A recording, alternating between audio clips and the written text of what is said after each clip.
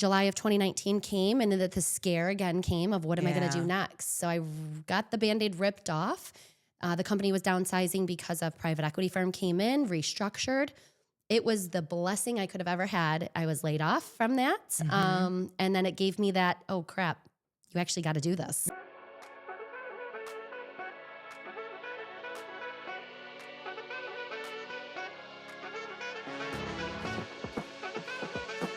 Welcome to the Visibility Room, on air and off script.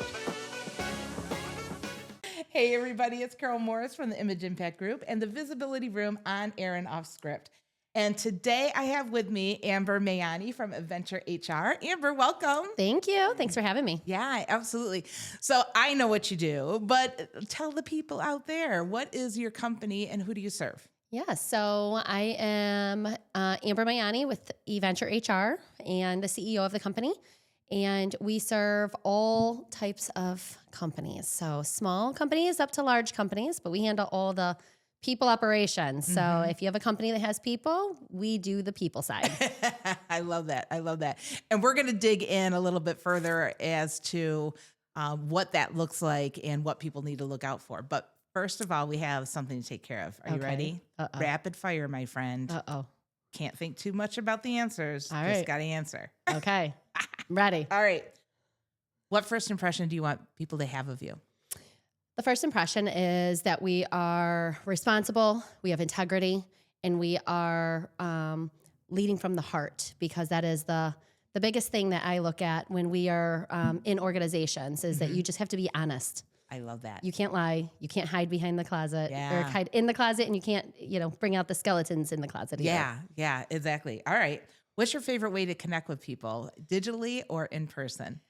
Well, I'm a type A, so I rather have in person. Digitally, you still have to be digital, but I am a people person. So if we're across the nation, I have to be on video. Yeah. Give me a FaceTime or give me the video content to sit there and connect with people. Excellent. All right. And what builds credibility faster? Expertise, presence, or consistency? I think consistency.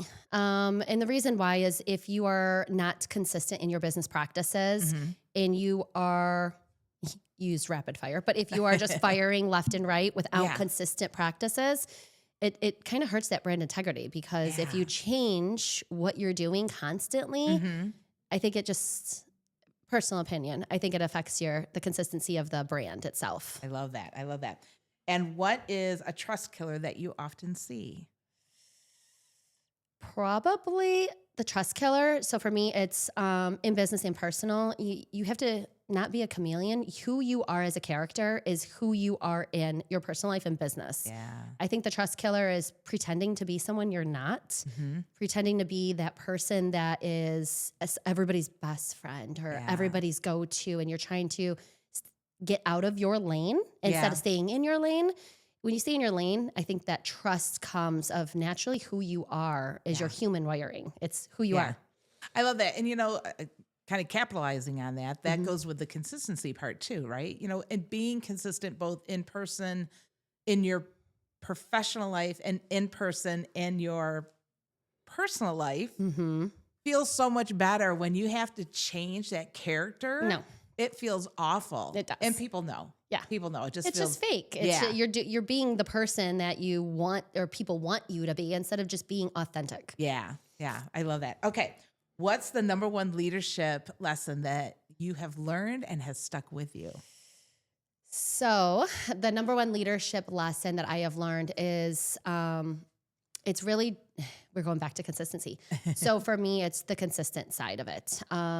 You need to lead by example. I know everybody says you need to lead by example. If you truly don't roll up the sleeves and work alongside the employees, it's not going to ever work. Because the employees don't have that morale and the culture. It feels a little bit different when you actually are leading with them, not just dictating and delegating.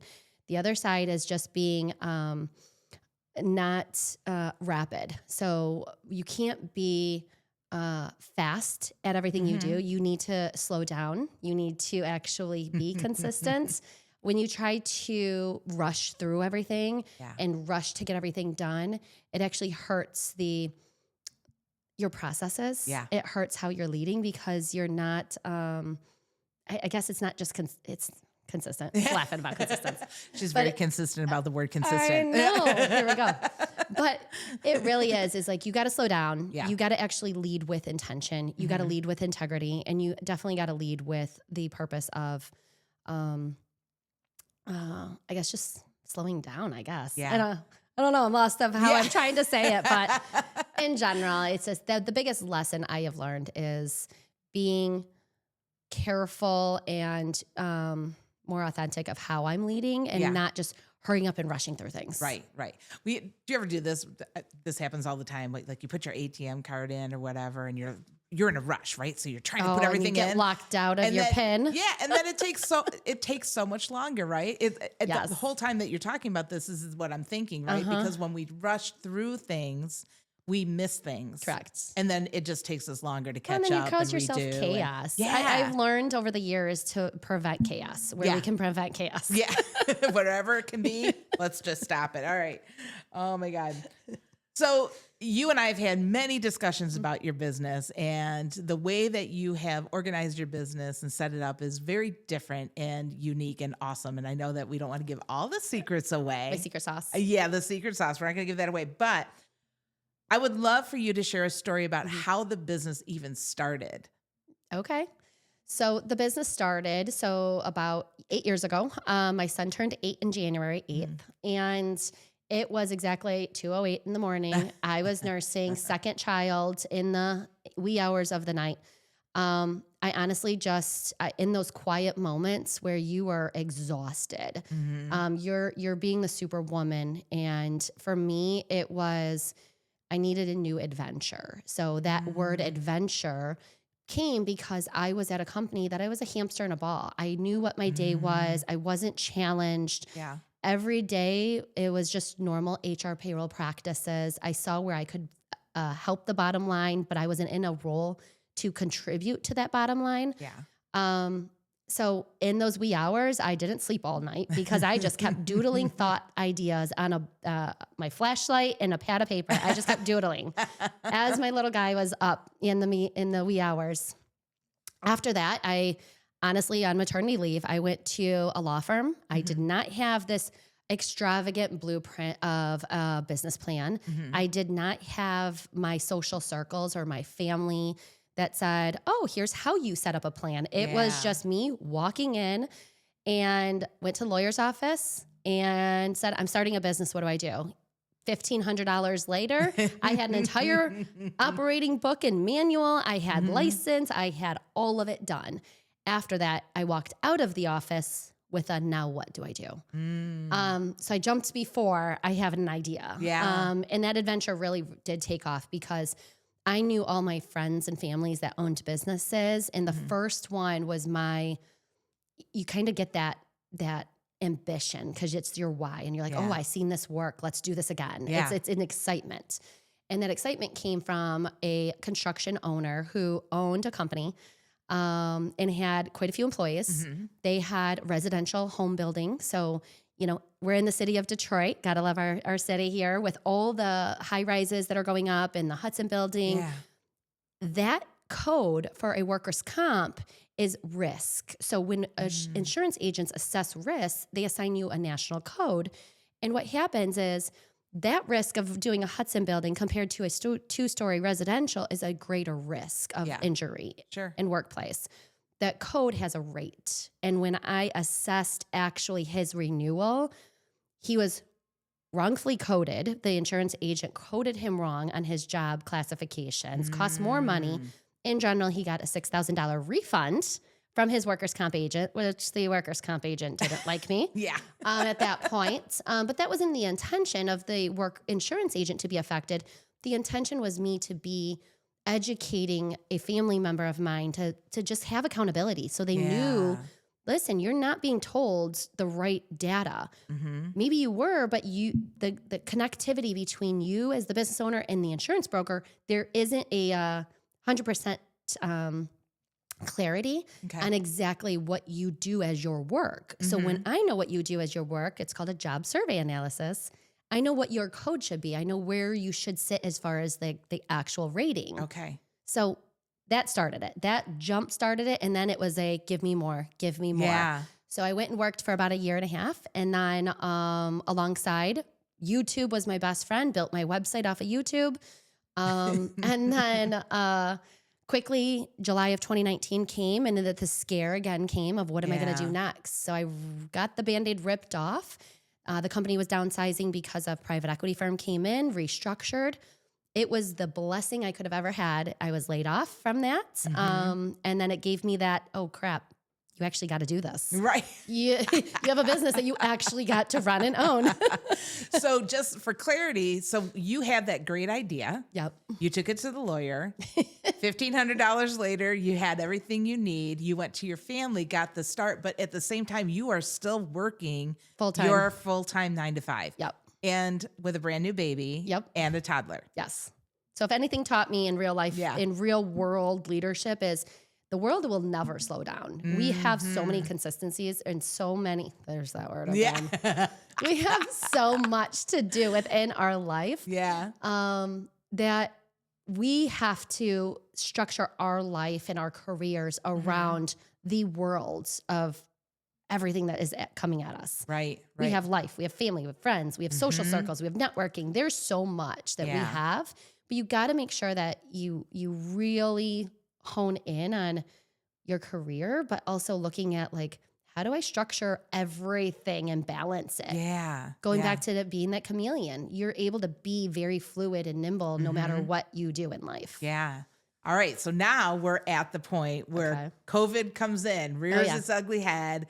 You get downsized, and now it's, game on. You are now a business owner, a CEO, a founder, and you have a business to build. Yes. So 2019, that was the start. So Melissa, one of my best friends, she came on board 2 months after. I reached out to every single person I've ever known in my manufacturing and working at Belfour Property Restoration. I reached out to all of them, and I was like, I need help. Like, I have a goal. Yeah. I don't want to fail. So let me help you. Help me help you attitude. Yeah. And it started from there. It was lots of lunches, happy hours, breakfast, coffees. It was a lot, but we end up getting our first client where I was on site. And now fast forward, here comes my sister who started. She was laid off because of COVID. She was a pastry chef working restaurants, and she came on during COVID. We got busy. Big shout out to one of our colleagues and friends, Cliff. He was like, Amber, I got a client for you. And it was just boom, right from there. And a couple more individuals came in, and the friends and family, and Marie, Amber, I got someone, I need you to help. And it just kept coming in. Yeah. And after that, it kept me energized. Right, it kept me saying, I got this. I'm not going to take no for an answer. Nobody is going to tell me you don't got this. I love that. And, here we sit in the visibility room, creative space. And what you are explaining is visibility doing its job. Yes. You didn't just sit home and wish. No. You went out. You called, you asked for help. You said, let me help you. Help me help you, which I think is brilliant, right? And I think that's one of the things that we often forget is that people do want to help us, and it's okay to ask. Yep. So bravo to you for that, because I know what your business is now, and this is, it's amazing. So, all of this happens to you. You've got this secret formula, which we're not going to give away to everybody, but what does set Eventure HR apart from its competition? Personally, because I've built it, but the team has been very successful building it itself, and contributing and leading. It's our team. The team has heart, and I'm going to get emotional, but the team really does have heart. So when it comes down to it, everybody is out to do something good and better, and seeing how we interact as a boutique where I do not want to be an outsourced individual. Can we do it? Yes, of course. Can we be consultants? Absolutely. We can consult and tell you what needs to get done and fix your processes all day long. But we actually are a department. So we come in as an entire team and say, here we are as your department. You've got admin, HR, generalist, payroll specialist, health and safety, training and development. You got recruiters. You have an entire team that is powering your company at this point. And the fun part is we get invited to the company culture. We get to go to golf outings. Yeah. So they still include us, which is fun because they're including us as a teammate. I always like to say, if we're on video sessions nationwide, I say, think about us sitting in your office, but right here visually on a computer, but I am next to you in your office. So like we are embedded into your culture. We are not a hotline number. We are not a chat support. You're not talking to an AI bot. I get it. They work well, but that's not my sauce. Yeah. But that's is really what set us apart is I went into this knowing that I didn't want to sign those consulting firm bills when I worked at a manufacturing. I had to sign those consulting firm bills because I needed additional help. So I changed up everything I hated about what I did in my day-to-day career as an HR director. And I completely flipped it upside down and changed how it was to how it can be. I love that. And that is the secret sauce. Yeah. So talk to Amber to figure it out. Tell me a little bit, because I know that you're in the franchise space, which you and I both think that that's just kind of a cool space to be in. Yeah. What is it about that particular space that gets you excited? And what's the number one problem that you see? So the excitement comes from the fact that there's multiple locations. I love the franchises that have multiple locations because we just talked about having fragmented processes and procedures and how it can be done better. So going back to why I started the business, when I got my little lick of improvements and refunds and saving cost and affecting the client's bottom line, I had the opportunity to do that probably, it had been 4 years ago now. One of our colleagues came to us and said, I know somebody that could use you. And we won't mention the franchise brand, but it was a larger brand across the United States. And we went in between the accounting functions, IT functions of their software that they were using for not their proprietary software that they have to use because the franchise model, but their payroll software, how they're using technology and all of that. Was very, I think we had like 4 systems. It was very broken, not intentional. It's just because we grew and bought more locations and more locations and more. And so you're building the operations as the business owner and development and VPs, but we're not looking at the back office all simultaneously. Right. So what ends up happening, because listen, I've been there, done that as an HR director. You don't want your bosses to know really what is going on behind scenes. So you're going to try to just get it done and not ask and be like, oh, I got this. Yeah. So you really do get it done, but you can get it done faster, more efficient. So the business owners are not behind scenes working at the desk of payroll individuals and HR individuals. So they don't see it all. When you make it visible, you have more awareness. So when you make it visible and you have more awareness, for us, that first, I would guess, insight into the franchise community was after we were said and done and restructured everything between accounting and payroll and HR and systems. It was $700 and something thousand overall saved between us coming in and being that person to do all the HR and payroll compared to what they were paying for a full-time entire team. They were overstaffed. So we came in and that was my first, I got this again. Like, yes, I got this. And then after that, business owner, shared my contact with other individuals and how well the team did. The VP, who was working alongside our HR manager, Jackie, shared her contact with more people and it just went whoosh. And then once we got that opportunity, it was like, all right. And then we met someone when I was traveling in Florida on the airplane and he's like, there's an International Franchise Association. Do you know about it? I'm like, what? Teach me. Please tell me more. And after that, it was like, oh, okay, well, let's jump into this. Now we're part of the franchise community and met the individuals here locally with Andre and Amanda House and Larissa. And I was like, oh, these are my type of people. Let's continue.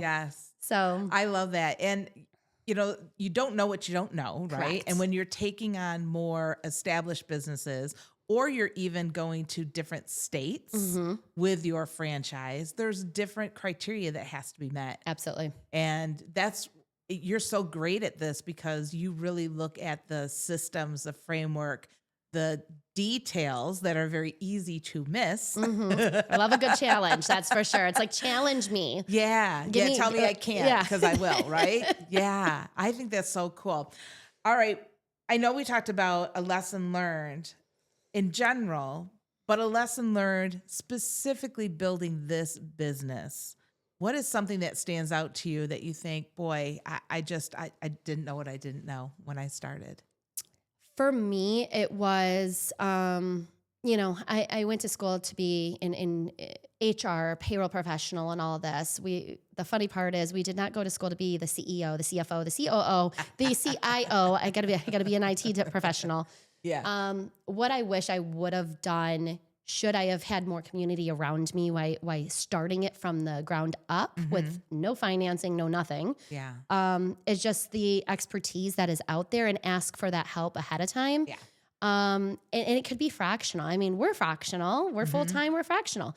So there are, I think I learned about 3 years ago, there's a fractional COOs and operations type individuals. There's fractional CFOs that are growing. There's fractional accounting that's growing. So there is a way to get it done, if you will, but invest that time ahead of time. Yeah. I wish I would have invested a little bit more time on that more operation finance side, because now I know it. Right. But I wish I would have known it back then. Yeah. But that was a big lesson learned. I would have rather learned a lot more than just jumping in. But it has us growing because of it. And then for me, I wish I would have set more of our onboarding structure up a little bit better, because it was like, bring employees in. We got client data that needs to get done. So now you're kind of drinking out of that fire hose mentality. Thankfully, our team survived it. But I would have rather, instead of looking at, oh my gosh, we got to get the client stuff done, I would rather take a step back and focused on onboarding our employees a little bit better. Yeah. So sorry to the employees. But it is a lesson learned. Because it becomes stressful when you do it that way. Yeah. Well, the thing is too, is that in learning these lessons, you are now a better resource for what you do. I mean, you put it together yourself. So for you now to be helping brand new I've done franchisees, like you exactly been there, done that, right? All right, are you ready for a little oh, what's this? Secret sauce? All right. So in here are some off script topics. They might be about Detroit. They might not be about Detroit, but pick one, and I'm going to have you hand it to me because my handwriting is like a doctor. So, ta-da. Ta-da. Let's see what it says. Ooh. Fill in the blank. Detroit energy feels like home. Oh, I love that. Why? For me, I've been in across the. That's funny how it just came out that fast. Yeah. But our energy here is, it's fast paced, and we are hustlers. Like when it says Detroit hustles harder, or nobody hustles harder than Detroit. Yeah. We do. I was just in Florida. We were at Sunset Connect, and got an amazing business set down there as well. Another location with a great employee. And they're like, wow, you guys just hustle. You just get it and you go. You don't fluff off. Yeah. And I'm like, is that a bad thing? Is that a good thing? They're like, slow down. That's not what we do here. You're putting us to shame. That's not what we do. That's so And funny. I started laughing because, I think every region has their creativity. I think every region definitely has a different mindset of how people live, work, play. Yeah. And being in the different cities, it's almost like that energy is just energized. Yeah. But it is that hustle feel. I love that. I love that. That's funny. I lived in Georgia for a couple of years, and I remember getting there, and I could not believe how slow everything was. I was not fascinated. Let me tell you, I was annoyed. I'm like, can we get going now? melted into it after a while, but yeah, it's a little bit different. Now, I will tell you, when I'm in Florida, everybody is very open and, in bubbly. Yeah. And sometimes here in Michigan, in Detroit, we're like, let's go. We got to get this done. We don't have time, and we're too fast paced. Like, let's slow down, guys. A little bit. Yeah. Just a little bit. That's funny. Especially you're driving. Exactly. Please slow down. Okay, let's do another one. All right, let's see what this is. Oh, we're all over Detroit today. I love this. Detroit taught me probably the grind. Between my dad and my mom, they always have lived and worked, well, not lived, but worked in Detroit. And seeing, being in downtown Detroit, I remember as a kid, my dad worked at Thornapple Valley, which is a meat processing company. Yeah. And just watching like everybody come together, they truly is like, I don't know, it's hard to explain, but that grind is like, ooh, they get it, but we're like here to do our job. We're here to do our job. Let's go. Let's get this done. Yeah. Work hard, play hard. My mom is the same way. She was a quality control manager. I've been in the manufacturing environment since I was born. And just watching it all come together, because we have a lot of manufacturing here, which I love. That is me. That's a challenge. Yeah. It's like, put me in manufacturing. Let me put my boots and heels on, and I am solid. My boots and heels on. But that grind is definitely different. Yeah. And I love it, because I love to fix it, help grow, and grind myself. Absolutely. I think this is a great place to end it, because you are the epitome of what grind gets you. And congratulations on everything, Amber. I mean, truly, your business is amazing. And the more I spend time with you and the more I learn about you, the more impressed I am. And not only is your business amazing, but you personally are amazing, and your energy is contagious. So thank you so much for hanging out with us today. Well, thank you for having me. Yeah, absolutely. All right, everybody, we will see you another time. And in the meantime, make sure to like and follow the podcast on your favorite platform.